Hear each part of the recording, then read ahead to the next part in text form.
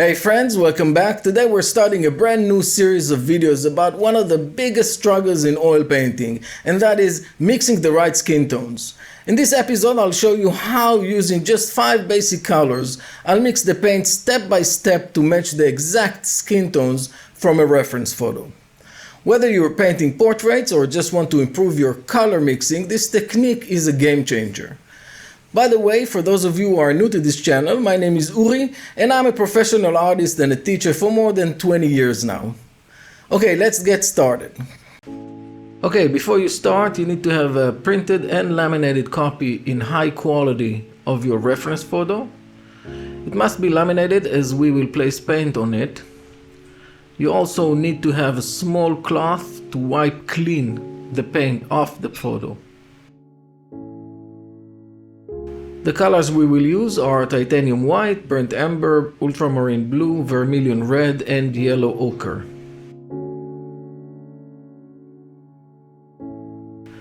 We will match this color right up the cheek, below the eye, and next to the nose. I usually start with burnt umber and a bit of ultramarine blue and white to build the value base of the color. Then I add red and yellow, and I conduct a number of tests to check the value and the color on the photo. This system requires a bit of patience, but at the end of it, you will have all the necessary colors that build this specific reference model. And the beauty of it is that over time you will not need to paint over laminated printed photo reference.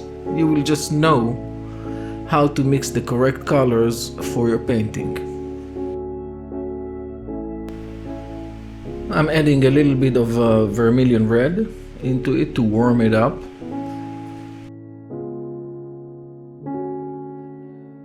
A little bit of white just to lower the value of it.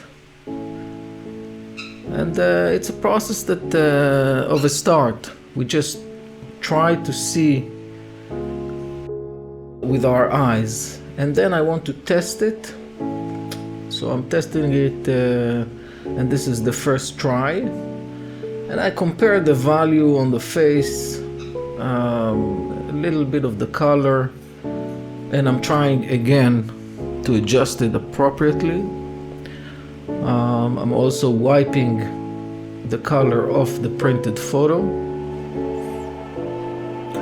Moved a little bit, and then I'm trying the second try, and I understand that it's the value is too low, it's too dark, so I'm wiping off the brush just to clean up, and then I add a little bit of white to lower the value, and warm it up a little bit with vermilion red. And then I try the third try, and this is getting closer. Of course it's too light. I'm adding a little bit of ultramarine blue just to break the reddish pinkish color, and I lower, I'm getting the value higher, and again a little bit more of the vermilion red. I'm trying to see with my eyes. I wipe clean again the photo, and then I try